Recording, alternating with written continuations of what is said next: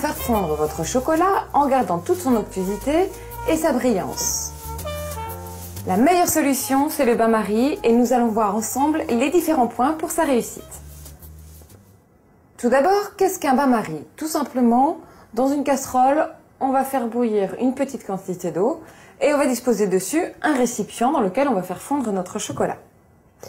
À la maison, vous avez tous au moins 2 casseroles. Donc dans la plus grande, vous allez placer votre eau et dans la deuxième, vous allez y mettre votre chocolat. L'autre solution, c'est d'utiliser un bol en pyrex qui se placera sur le dessus de la casserole.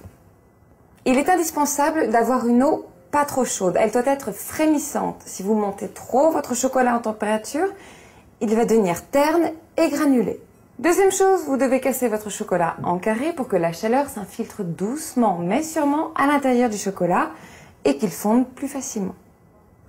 On ne fera pas de nuance entre les différents chocolats, que ce soit au lait, noir ou encore blanc, ils vont fondre tous de la même manière. C'est très pratique.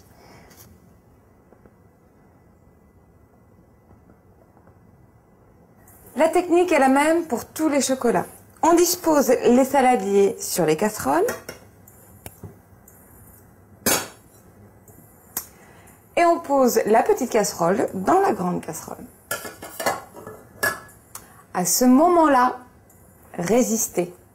Vous n'avez pas le droit d'y toucher tant que le bord du chocolat n'a pas fondu. Lorsque le chocolat est à moitié fondu, à l'aide d'un fouet ou d'une spatule, on va le mélanger pour obtenir une préparation onctueuse, brillante et homogène.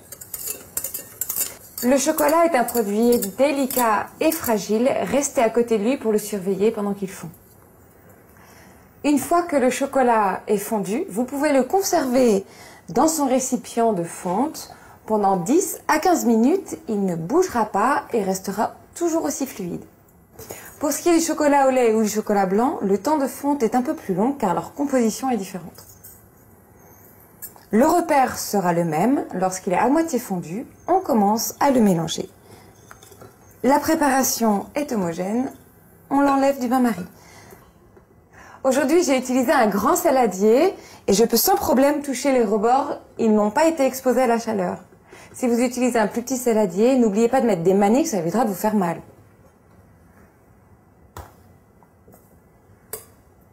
Enfin, le chocolat blanc, idem, on attend qu'il soit fondu à moitié avant de bien mélanger.